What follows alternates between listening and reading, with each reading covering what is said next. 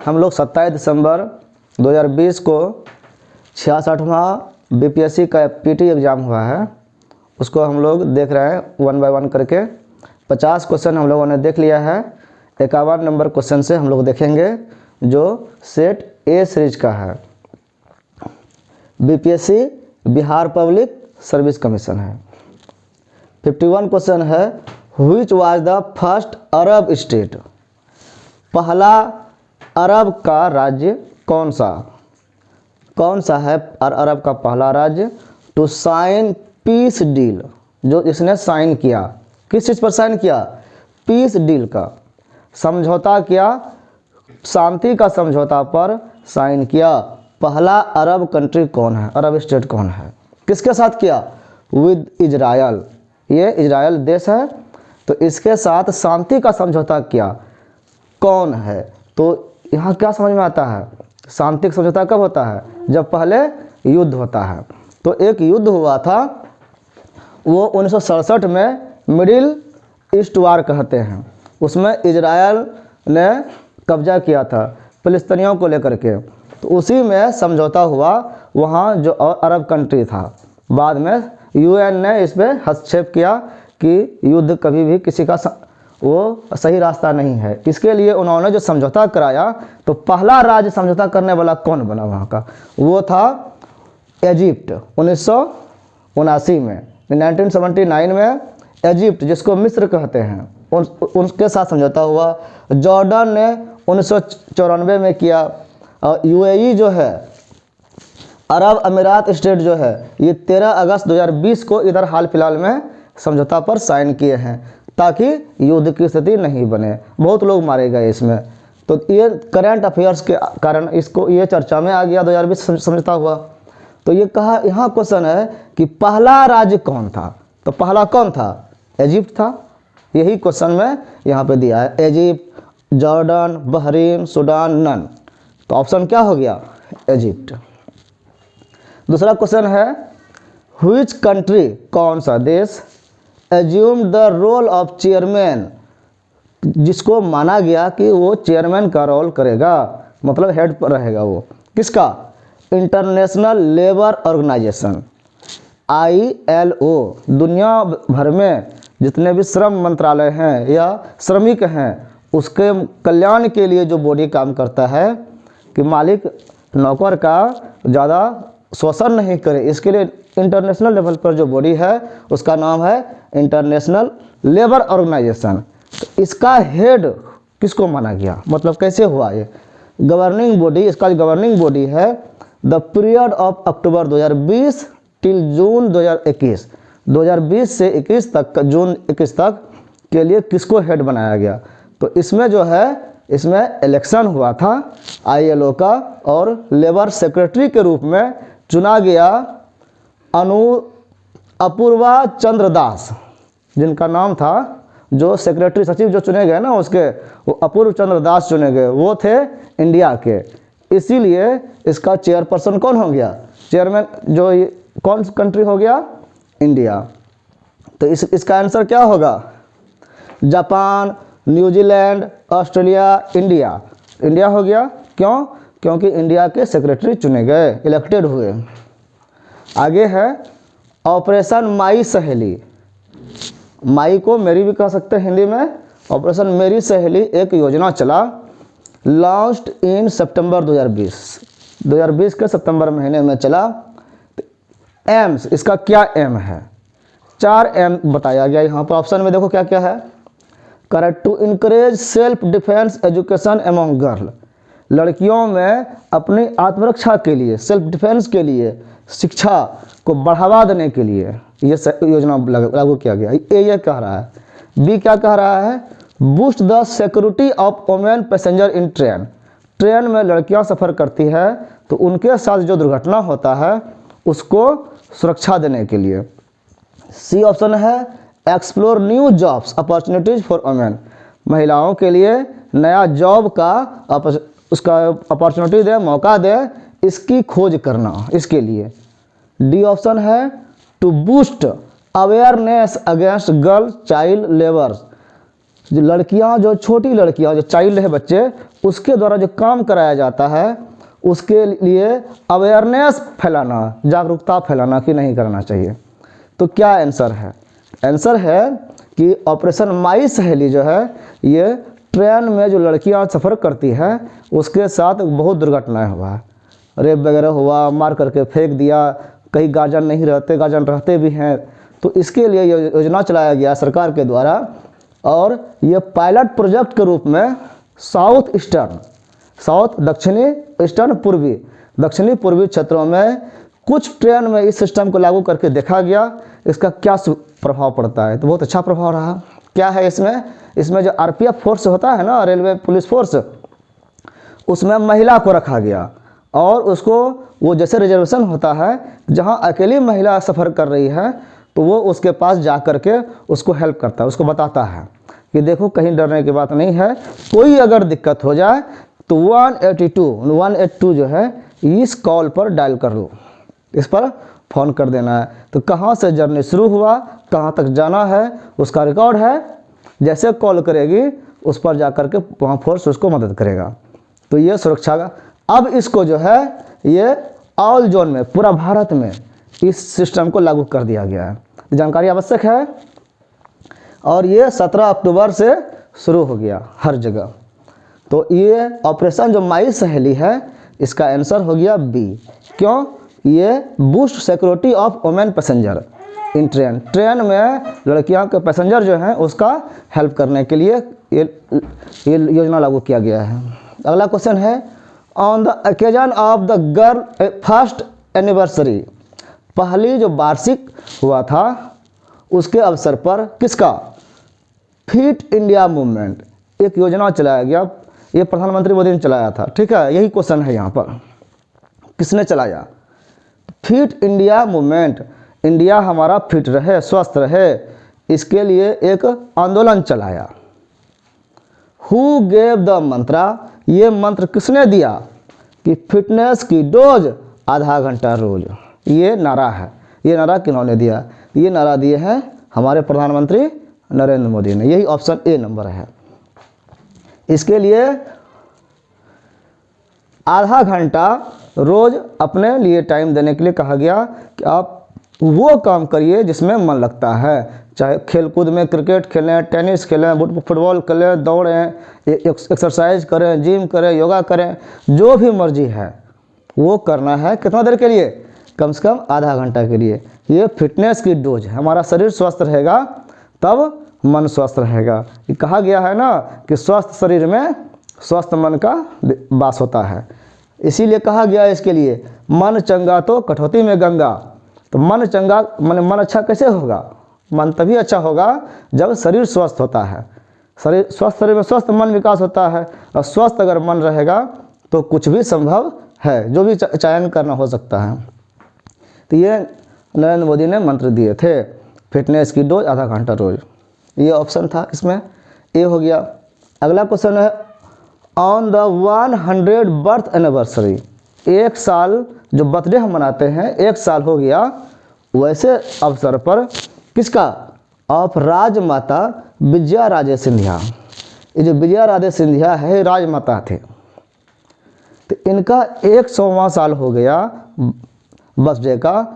तो PM Narendra Modi released ए, तो मोदी जी ने उनके लिए क्या रिलीज किया, क्या समाज में शो किया, रिलीज किया? तो ऑप्शन है कि 50 रुपीज़ कॉइन, 50 रुपये का सिक्का, 50 रुपीज़ नोट, 50 रुपये का नोट जो हम लोग उपयोग करते हैं, 100 रुपीज़ कॉइन, 100 रुपये का सिक्का, 100 रुपीज़ नोट, 100 रुपये का नोट। तो क्या है इसका आंसर? है 100 रुपीज़ कॉइन। जब भी किसी के लिए ऐसा मेमोरेबल चीज़ रखा जाता है, लॉन्च किया जाता है, रिलीज किया जाता है, तो वो कॉइन के रूप में किया। तो कॉइन जो है ना वो ज़्यादा दिनों तक रहने वाला है, नोट फट जाता है, कॉइन फटता नहीं है, इसीलिए कॉइन के रूप में किया जाता है। तो यहाँ पर ऐसे भी गेस करने वाली बात है कि 100 साल है तो 100 रुपये का ही कुछ इस्तेमाल किया गया होगा, और वो कॉइन है। और ये जो राजमाता थे, इनका विशेष क्या महत्व है? तो विशेष महत्व ये है कि इन्होंने हमारे भारत के स्वतंत्रता आंदोलन में बढ़ चढ़ करके हिस्सा लिया। और इनका जो विशेष योगदान था कि बर्निंग ऑफ फॉरेन क्लोथ्स, विदेशी कपड़ों का जलाना प्रारंभ कर दिया था कि अपने स्वदेश के लोगों का, अपने लोगों का भला तभी होगा जब हम अपने चीज़ों का उपयोग करेंगे। अपने चीज़ों का उपयोग करेंगे कब? जब विदेशी लोग, उसमें अंग्रेज़ थे, तो अंग्रेज़ क्या करते थे, यहाँ से कच्चे माल को ले जा करके वहाँ सस्ते में ले जाते थे, 5 रुपये का सामान ले गए और उसी चीज़ से जो माल बना, प्रोडक्ट बना, उसको 50 रुपये में बेचता था यहीं पर आकर के। तो हम लोग क्या हुए, लॉस में रहे ना, कि सस्ते में बेच के महंगे खरीद रहे हैं फिर। तो इसलिए विदेशी चीज़ों का यहाँ पर, भारत में था ना कपड़ा का बहुत सारा, यहीं पर था सब कुछ। यहाँ का सारा फैक्ट्री बंद करवा करके इंग्लैंड में गया था। औद्योगिक क्रांति इंग्लैंड में हुई, मजदूर यहाँ, सब साधन यहाँ। अब क्रांति कहाँ हुआ? इंग्लैंड में। तो उसको रोकने के लिए कि हमारा आंदोलन यहाँ से जगे और यहाँ पर विकास करे, इसके लिए इन्होंने विदेशी कपड़ों को जलाने का आंदोलन चलाया। और इमरजेंसी में भी इन्होंने मदद किया था। बाद में राम मंदिर जो हमारा है अयोध्या में, वो जो विध्वंस हो गया था, उसका आंदोलन चलाया कि राम मंदिर का स्थापना वहाँ पर हो। इसलिए इनका विशेष योगदान होने के कारण इनको सम्मानित किया गया 100 रुपये के सिक्के से। Which states, अब आगे है कि कौन सा राज्य, शॉर्ट डॉक्यूमेंट्री फिल्म, एक छोटा छोटा फिल्म बनाया गया है किस राज्य के लिए, यह बताया गया, जिसका नाम है फिल्म का काय लुपो। ये फिल्म जो है has on Dada Saheb Phalke award 2020 का। इस फिल्म ने जो काय लुपो है, दादा साहेब फाल्के पुरस्कार जो बड़ा सम्मान है, इसको जीता। तो ये कह रहा है कि किस राज्य के बारे में बताता है। इसका आंसर है मणिपुर, नागालैंड, मेघालय, अरुणाचल प्रदेश। अरुणाचल प्रदेश का है। क्यों है वहाँ का, क्या उसमें खास था भाई, क्या दिखाया गया था, तो थोड़ी जानकारी होनी चाहिए। उसमें दिखाया है कस्टम ऑफ हनी हंटिंग। यहाँ जो काय लुपो है, इसका मीनिंग ही है, काय मतलब होता है हनी और लुपो का मतलब होता है हंटर। हनी का हंट करने वाला, शिकार करने वाला। शिकार तो हनी का, शहद का शिकार नहीं किया जाएगा, शहद को उपयोग किया जाएगा, कलेक्ट किया जाएगा जंगलों से। अरुणाचल प्रदेश पहाड़ी एरिया में है और जंगल है, और वहाँ कुछ गांवों में ये प्रचलन है। जैसे हम लोगों का होता है जातिगत पेशा होता है कुछ काम करने का, तो वैसे वहाँ के लोगों का कुछ काम था कि हमको शहद कलेक्ट करके उसको बेचना है। तो लेकिन बहुत सारे लोग जो मॉडर्नाइजेशन हुआ तो उसका उपयोग धंधा चौपट हो गया। तो इसी पर आधारित कि उसके कारण से उन लोगों को क्या दिक्कत हुआ है, सब लोग मर गए, खो गए दुनिया में, बर्बाद हो गए। तो उस पर दिखाया गया। ये फिल्म है 26 मिनट का है और इसके डायरेक्टर है केजांग। ये ऑप्शन इसका हो गया Arunachal Pradesh. Which private sector के बैंक, बैंक दो तरह के होते हैं, एक पब्लिक सेक्टर, एक प्राइवेट सेक्टर। पब्लिक सेक्टर को बोलते हैं सरकारी बैंक और प्राइवेट सेक्टर को तो प्राइवेट बोल रहे हैं, निजी बैंक। हैज लॉन्च्ड, तो कह रहा है कि प्राइवेट बैंकों में से किसने लॉन्च किया एक नया योजना। योजना का नाम क्या है? ई किसान धान योजना। और इसके लिए क्या किया इन्होंने? ऐप लॉन्च किया। हम लोग सब देखते हैं कि आज हर घर में, हर व्यक्ति के पास एक मोबाइल होता है। तो मोबाइल का प्रयोग फार्मर्स के लिए उपयोगी हो, व्हाट्सएप फेसबुक से बाहर उपयोग का चीज़ हो और वो किसान उसका उपयोग कर सके, वो धन ई किसान का धन के रूप में उपयोग आए, इसके लिए किस बैंक ने एक योजना ऐप लॉन्च किया है? तो वो है HDFC। कौन सा बैंक है? HDFC बैंक है। इसने ये लॉन्च किया किसानों को मदद करने के लिए। और इसमें किसानों पर अभी जो कानून बना है वो भी इसका उपयोग कर सकता है, उनको एजुकेट करने के लिए ऐसा किया गया है। अगला है एट द इंटरनेशनल एयरपोर्ट, जहाँ पर हवाई जहाज़ आके रुकता है, फिर लैंड करता है और फिर वहाँ से उड़ान भरता है। तो इंटरनेशनल एयरपोर्ट जो एक देश से दूसरे देश के बीच जब आदान प्रदान होता है तो बोलते हैं इंटरनेशनल। ऐसे एयरपोर्ट जो है भारत में कई हैं, तो बड़े बड़े शहरों में जहाँ जहाँ भी हैं उनमें से कह रहा है कि व्हिच सिटी ऑफ, किस शहर के ऐसे इंटरनेशनल एयरपोर्ट पर क्या India launched it's first covid testing facility, India ने लॉन्च किया पहला, अभी जो कोरोना वायरस का टेस्ट जब बीमारी चल रहा था तो कोविड-19 बोलते हैं, तो इसका टेस्ट करने के लिए पहली बार फैसिलिटी किस एयरपोर्ट पर दिया गया इंडिया में, कहाँ दिया गया, तो वो दिल्ली में दिया गया। कहाँ दिया गया? दिल्ली में। दिल्ली के जो इंटरनेशनल एयरपोर्ट है उसका नाम क्या है, ये भी जानना जरूरी है। हम लोग जानते हैं तो वो ठीक है, नहीं जानते तो जानना चाहिए। क्या नाम है उसका? Indira Gandhi international airport. ये कहाँ है, ये भी पूछा सकता है, दिल्ली में है ये। इसका यहीं पर कोविड-19 का पहली बार टेस्ट का फैसिलिटी दिया गया। बाद में फिर मुंबई में भी दिया गया। मुंबई में कुछ विशेष किया गया। क्या किया गया? मुंबई के क्या नाम है एयरपोर्ट का? तो उसका नाम है CSMIA, शॉर्ट में बोलते हैं। पूरा नाम क्या है? Chhatrapati Shivaji Maharaj international airport, full form इसका ये हुआ। इस पर क्या विशेष है कि यहाँ 24 घंटा 24x7 मतलब 7 दिन 24 घंटा ये फैसिलिटी है टेस्ट का, और ये 13 मिनट में, मात्र 13 मिनट में और 4500 रुपये में टेस्ट कर देता है एक्यूरेट। तो ये इसका फायदा हुआ था। अभी यहाँ पूछा गया था पहली बार, तो दिल्ली था। अगला है राफेल फाइटर एयरक्राफ्ट। राफेल जो है एक एयरक्राफ्ट है, मतलब लड़ाकू विमान, ऐसे विमान जिस पर सेना तैयार रह करके उसमें हथियार रहता है, बम वगैरह और मिसाइल पर, उसके द्वारा युद्ध किया जाता है। तो फाइटर एयरक्राफ्ट बोलते हैं इसको, और इसका नाम है राफेल। ये दूसरे देशों से लिया गया, इटली से।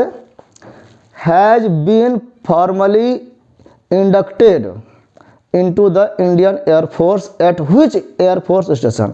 इनको जब ये फ्रांस से मंगाया गया, तो फ्रांस से आया जब भारत में, तो किस स्टेशन पर रुका, मतलब किस एयरपोर्ट स्टेशन जहाँ पर वो रुका, वो जगह का नाम पूछ रहा है।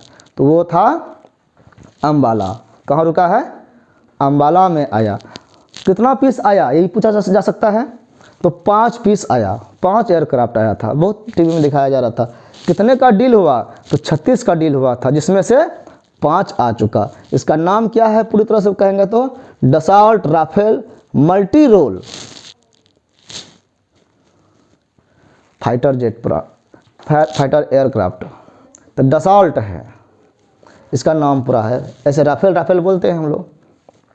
अगला क्वेश्चन है the name of India's first indigenous anti radiation missile is, मतलब इंडिया का ये नाम पूछ रहा है, तो किसका नाम पूछ रहा है? तो इंडिया का हो, पहला हो और भारतीय पद्धतियों से बना हो, मतलब यहाँ पर सारा सामान इंडियन का ही उपयोग हुआ हो। ऐसे क्या एंटी रेडिएशन मिसाइल, ऐसा मिसाइल जो रेडिएशन को भी रोक देता हो, कोई रेडिएशन उस पर किरण का प्रभाव नहीं पड़ता हो, ऐसा मिसाइल जो बनाया इंडिया ने, उसका नाम क्या है? उसका नाम है रुद्रम। और ये रुद्रम जो है ये कितना स्पीड से चलता है, ये इसका खास है। तो उस स्पीड है twice of speed of sound. हम जो बोलते हैं तो हमारी आवाज़ जिस गति से चलती है उसके दुगुना स्पीड से वो चलता है रुद्रम। तो ये इसका विशेष खासियत है। अगला क्वेश्चन है इन which of the following Harappan cities, Harappan city, Harappa सभ्यता हम सुने हम लोग कि हमारे उस समय हड़प्पा सभ्यता भारत में था और वहाँ पर बहुत डेवलप लोग थे। तो वही कह रहा है कि हड़प्पा सभ्यता में कई शहर थे, तो किस शहर में, ये पूछ रहा है। क्या furrows of ploughed fields have been found, पाया गया। क्या पाया गया? तो फील्ड, मैदान पाया गया। कैसा? तो प्लॉड, जोता हुआ। फरोज ऑफ जोत का निशान बना हुआ कि जैसे हल बैल से जोतते हैं, वैसा जोता हुआ खेत किस शहर में मिला? क्वेश्चन यही है। तो वो मिला है कालीबंगा में। कालीबंगन शहर है और उसमें ये मिला था। कई जगह क्या क्या मिला है ये भी याद रखना जरूरी है, कहीं से भी क्वेश्चन उठा के पूछ दिया जाता है। अगला क्वेश्चन, और ये कालीबंगा कहाँ है, अभी वर्तमान में कहाँ है, तो ये राजस्थान में है। अगला है त्रिरत्न। त्रिरत्न नाम से ही पता चल रहा है कि 3 रत्न, और 3 ज्वेल्स, ज्वेलरी भी तो रत्न को ही कहते हैं, मतलब आभूषण, 3 आभूषण, दैट इज, जिसका नाम है right knowledge, right faith, right action, मतलब सत्य, सही ज्ञान, सही विश्वास और सही कर्म। आर रिलेटेड टू, जो संबंधित है, to which of the following, किससे रिलेटेड है। फिलोसफी का क्वेश्चन है कि 3 रत्न जो है ये ऐसा सिद्धांत किस दर्शन में है, ये क्वेश्चन है। तो दर्शन का नाम है बुद्धिज्म, हिंदुइज्म, जैनिज्म, क्रिश्चियनिटी। तो ये जैनिज्म का कहना है, जैनिज्म में 3 चीज़ है, और उनका कहना है कि to achieve liberation of the soul, आत्मा की मुक्ति के लिए 3 रत्न का पालन करना आवश्यक है। हम रत्न धारण करते हैं ना, तो आभूषण धारण करते हैं, क्यों, हम लोग नॉर्मल आभूषण सुंदर दिखने के लिए करते हैं। तो ये जैन में बताता है कि 3 रत्न को धारण, अगर इनका करें तो हम मोक्ष पा सकते हैं, लिबरेट हो सकते हैं। तो क्या किया है वो, जिसको 3 एथिकल कोड कहते हैं। तो वो कोड क्या क्या है, हिंदी में बोलते हैं सम्यक दर्शन। ये जो राइट फेथ है इसको सम्यक दर्शन बोलते हैं, और सम्यक ज्ञान, राइट नॉलेज हो गया, मतलब सही सही ज्ञान हो, और सम्यक चरित्र, जो कि राइट कंडक्ट, जो हम कर्म करते हैं, हमारा कंडक्ट जो होता है, हमारा बिहेवियर जो होता है वो राइट हो, सत्य सही हो। तो ऐसा 3 चीज़ जो है इसको 3 एथिकल कोड बोलते हैं। 3 जो है हमारे नैतिक ये सूत्र है, सम्यक दर्शन, सम्यक ज्ञान और सम्यक चरित्र। इसी को और भी बोला जाता है रत्नत्रय बोला जाता है, रत्नत्रय, और इसी को ज्वेलरी को जेम भी बोला जाता है। तो 3 जेम्स है। तो ये सारा नाम जो है ये किसका है, त्रिरत्न का, और ये जैन दर्शन में पाया जाता है। Which of the following rulers convened the 4th Buddhist council in Kashmir? Buddha धर्म जो हुआ, बौद्ध धर्म भगवान बुद्ध के आदेशानुसार हुआ, उनके बताए मार्ग पर चलने वाले लोग हुए। तो जब जैसे ही भगवान बुद्ध गए तो उन्होंने लिखा नहीं कुछ, तो जो प्रवचन किए, जो शिष्य बनाए, जो जितने बात बोले, तो जितना जिसको जिसको याद था उस सब मिल करके एक जगह एक मीटिंग किए। उस मीटिंग को कहते हैं संघ, समिति, और उन्होंने फिर उसको लिखित में ग्रंथ बनाया। तो इस तरह से कितने संघ हुए, तो 4 बार हुए थे। तो 4 बार में क्वेश्चन है कि चौथा बार क्या है, कह रहा है कि किस शासक ने, ये राज्य सरकार, जो भी सरकार उसमें होता था वो ये कराता था। तो कह रहा है कि कौन से शासक ने कन्वेंट किया 4th बुद्धिस्ट काउंसिल, चौथा संघ। अब चौथा संघ कहाँ था, कश्मीर, अलग अलग जगह हुआ। पहला राजगीर में हुआ था, इसी तरह से 4 अलग अलग जगह हुए थे। तो कश्मीर में चौथा हुआ था, किसने किया, तो उसमें राजा थे कनिष्क। कनिष्क ने ये क्या था, 4th बौद्ध संगति आयोजित की थी 127 से 151 ईस्वी में, और वो कश्मीर में श्रीनगर के आसपास एक जगह था, वहाँ पर हुआ था। अगला क्वेश्चन है which of the following philosophies, आगे फिलॉसफी का नाम दिया हुआ है कुछ, उसमें से कौन ऑफ इंडिया, इंडिया का propounded the atom theory. Atom theory जो हम लोग केमिस्ट्री में पढ़ते हैं, परमाणु सिद्धांत, वो फिलॉसफी में किस दर्शन में है। मतलब क्या, केमिस्ट्री जो हम लोग परमाणु शास्त्र को पढ़ते हैं वो नया चीज़ नहीं है, हमारे दर्शन में बहुत पहले से उस पर चर्चा हुई है, उस तरह का सिद्धांत है। तो वो है वैशेषिक दर्शन में। वैशेषिक दर्शन को देने वाले कौन थे विद्वान, वो थे ऋषि Kanad.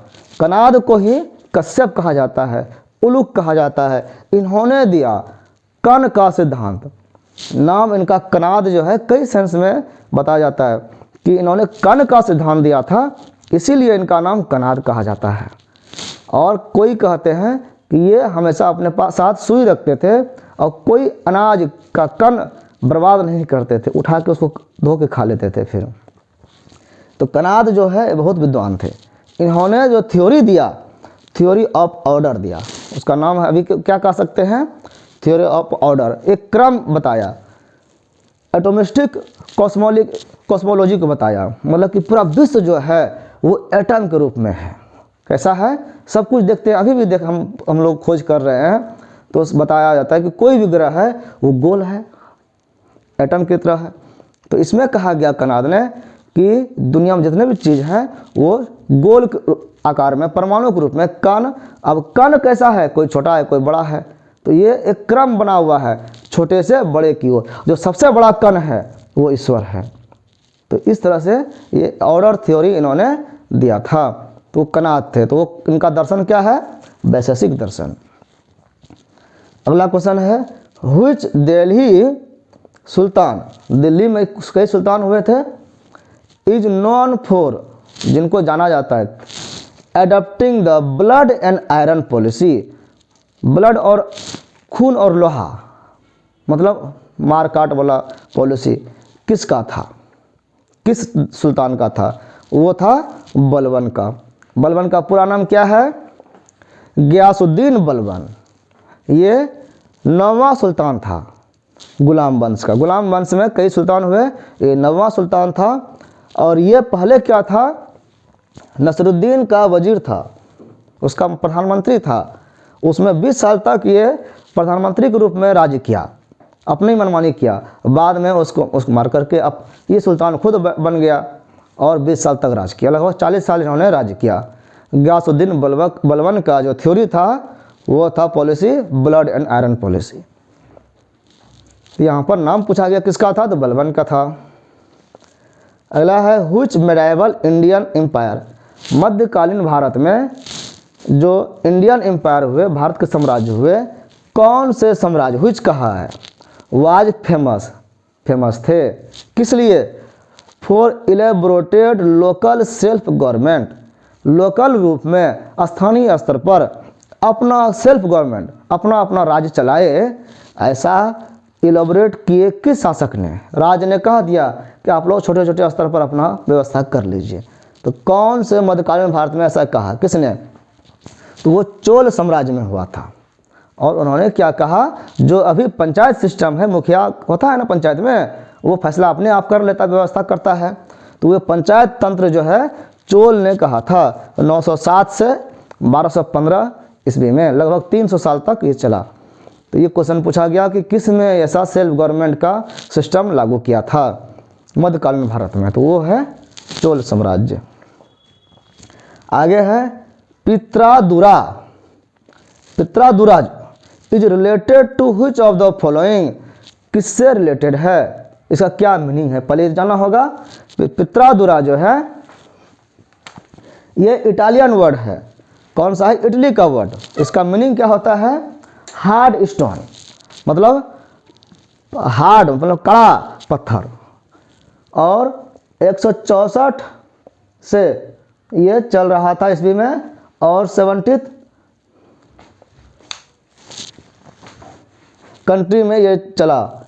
Using cut and fitted, ये जो उसमें है कट करके, हार्ड पत्थर जो है उसको कटिंग करके, डिजाइन करके, जैसे मार्बल वगैरह है, कुछ भी हम लोग यूज करते हैं तो उसको आभूषण बनाने के लिए रिफाइन किया जाता है। तो using cut and fitted highly polished, उसको बहुत बड़े स्तर पर पॉलिश करते हैं। और कलर्ड स्टोन, और उसको फिर रंग लगाते हैं उसमें, टू क्रिएट इमेजेज, जिससे इमेज बन सके। मतलब हार्ड स्टोन को कटिंग करके, पॉलिश करके, रंग लगा के उसको इमेज बनाते हैं, और उसको फिर उपयोग करते हैं घर में। हम लोग घर में सजावट के लिए लगाते हैं मार्बल्स, अलग अलग फूल बना हुआ, तो ये पहले भी था, पत्थर में कटिंग करके बनाया जाता था। तो उसी को कहते हैं, हार्ड स्टोन का नाम था पित्रादुरा। तो ये कह रहा है कि किससे रिलेटेड है। ऑप्शन देख लेते हैं। ऑप्शन है decorating the walls with floral design, वाल को सजाने के लिए विद फ्लोरल डिजाइन, फूल के डिजाइन से, made of semi precious stone, जो बना हुआ था महंगा, सेमी महंगा, आधा महंगा, मतलब बीच का स्थिति का ऐसा स्टोन से बना हुआ था। ऑप्शन यही आंसर है। आगे ऑप्शन दिया है building sloping walls in minars, मीनार बनाने में स्लोपिंग वॉल बनाने के लिए उपयोग होता था। Use of arc in construction, building बनाने में ऐसे जो आर्क बनता था उसमें मेहराब बनाने में उपयोग आता था। Use of marble in building, marble बनाने में, तो ये सब ऑप्शन नहीं है। ऑप्शन है वो डिजाइन बनाने में उपयोग आता था, अलग अलग कलरफुल डिजाइन। आगे है हुच मुगल रूरल इस्टेब्लिश कारखानास फॉर पेंटिंग, पेंटिंग के लिए कारखाना को किस मुगल बादशाह ने लागू किया? तो ये है अकबर। अकबर को कहा जाता है कि ये पेंटिंग के बहुत शौकीन थे और इन्होंने जो है इसको लागू किया। और उस समय कहा जाता था तस्वीर खाना, ऐसे फैक्ट्री क्या बुलाता था? तस्वीर खाना। इसमें से पेंटर थे, अच्छे अच्छे चुने हुए पूरा देश से पेंटर को बुलाए जाते थे। तो उसमें 17 पेंटर्स उन्होंने रखा था अकबर ने, और 17 में से 13 पेंटर हिंदू थे। ये कैसे पता चला? तो अबुल फजल ने जो बुक लिखा है उससे पता चला कि अकबर ने तस्वीर खाना बनाया था। The dual system of governance जो है सरकार का 2 सिस्टम हो इन बंगाल में वाज इन्फोर्स्ड बाय, किसने लागू किया? तो ये है रॉबर्ट क्लाइव ने।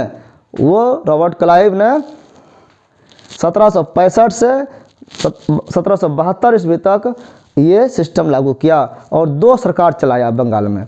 नाम था उसका, एक निजामत सरकार, दूसरा था दीवानी सरकार। निजामत सरकार को निजाम चलाता था वहाँ पर जो बादशाह होता था, और दीवानी सरकार को ब्रिटिश कंपनी चलाता था, अंग्रेज चलाते थे और फ़ायदा यही लेते थे। नेक्स्ट क्वेश्चन है who among the following participated in the, आगे जो ऑप्शन दिया है इसमें से किसने भाग लिया, पार्टिसिपेट किया किसमें? In the parliament of religions, धर्म के संसद में। धर्म संसद हुआ था, मीटिंग हुआ था धार्मिक लोगों का, साधु संतों का, पूरा दुनिया के रूप में। हेल्ड एट शिकागो, जो शिकागो में हुआ था, कब? इन 1893, 1893 में। तो भारत से किसने भाग लिया था? तो बहुत फेमस सब ये है और हल्का क्वेश्चन है कि वो स्वामी विवेकानंद ही थे जो शिकागो में, अमेरिका के शिकागो में जाकर के इस धर्म संसद में भाग लिए थे और विश्व विख्यात हुए ये, और इंडिया का भी नाम बढ़ाए।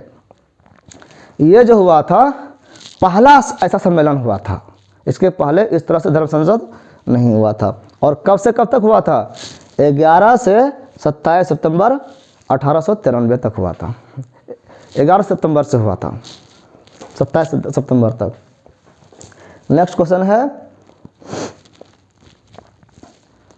हु इस्टेब्लिश्ड स्वराज पार्टी, राजनीतिक पार्टी है और वो नाम से ही पता चल रहा है कि स्वराज पार्टी, अपना राज का पार्टी, मतलब अंग्रेजों के गुलामी के समय में अपना पार्टी नाम से, स्वराज पार्टी के नाम से 1923 में किसने इसको इस्टेब्लिश किया?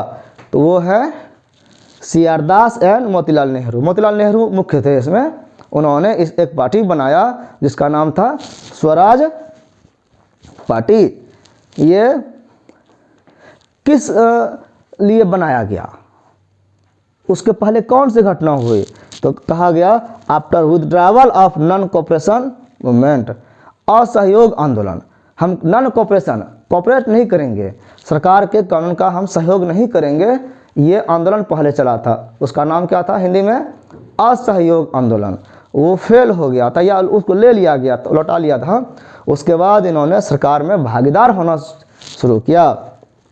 नेक्स्ट क्वेश्चन है हु रोट, किसने लिखा द फेमस प्ले, नाटक एक है प्रचलित नाटक, नाम क्या है? नील दर्पण। ये प्ले है, नाटक है, इसको किसने लिखा?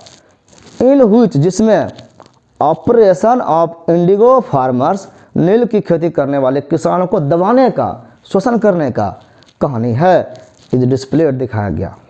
तो वो है दीनबंधु मित्र, ये बंगाली थे और बंगाल में इन्होंने 1858 से 59 में, कहीं कहीं 1860 भी लिखा रहता है, उस समय इन्होंने ये नाटक लिखा था कि नील के खेती करने वाले किसान कैसे पीड़ित हो रहे हैं, उनका खेत बर्बाद हो रहा है। लेकिन उस समय 3 कठिया सिस्टम था कि 20 कट्ठे में 3 कट्ठे ज़मीन पर नील की खेती करना जरूरी है और नील का उपयोग अंग्रेज करते थे।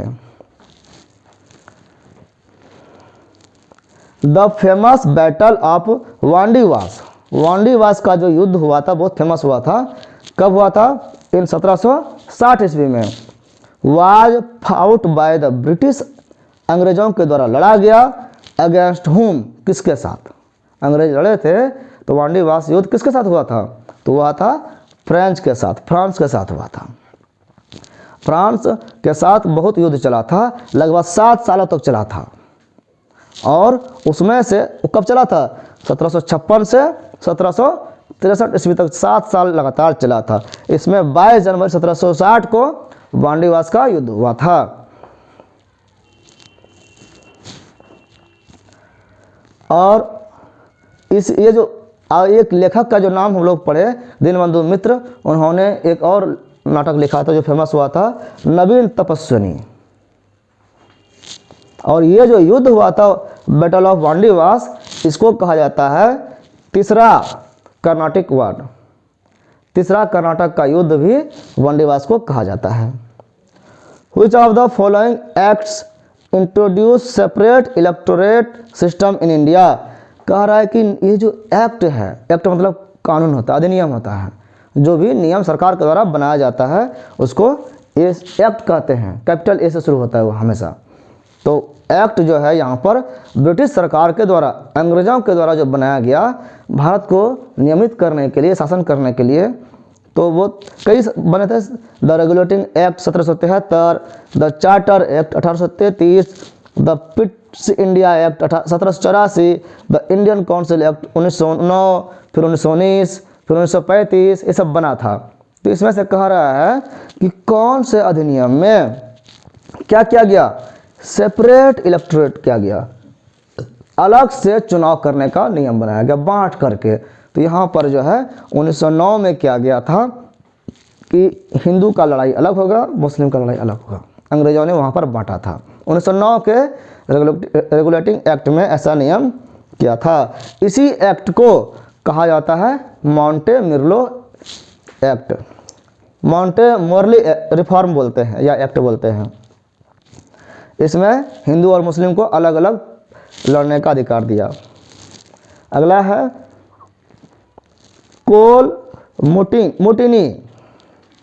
ये मुटिनी जो है गदर बोलते हैं। गदर मतलब क्या है? विद्रोह करना, आंदोलन करना, युद्ध करना, छिप करके जैसे भी हो। तो कोल भीलों का आंदोलन ऑफ 1831 कब हुआ था? कई बार हुआ था, लेकिन 1831 में जो हुआ, इसके बारे में क्वेश्चन पूछा जा रहा है। अंडर बुद्धो भगत के सानिध्य में। Took place in which of the following regions, वो किस क्षेत्र में हुआ था? ये कह रहा है कि बुद्धो भगत ने जो आंदोलन किया वो कोल थे, तो वो कहाँ पर हुआ था? तो ऑप्शन है, वो आंसर होगा सिंहभूम क्षेत्र। सिंहभूम क्षेत्र जो है रांची के आसपास का क्षेत्र है। इनके लिए विशेष, जो हम लोग आदिवासी देखते हैं जंगलों में रहने वाले, वो जंगलों की रक्षा करते हैं, प्रकृति को मानने वाले होते हैं और बहुत ही धार्मिक भी होते हैं। उसमें ये जो भील थे, भील में से उरांव आदिवासी में, उरांव जाति है, जनजाति होता है। इसमें रांची जिले के चान्हो प्रखंड में स्थित है सिलागाई गांव। इस गांव में बुद्धो भगत का जन्म हुआ था। कब हुआ था? 17 फरवरी 1792 को जन्म हुआ था।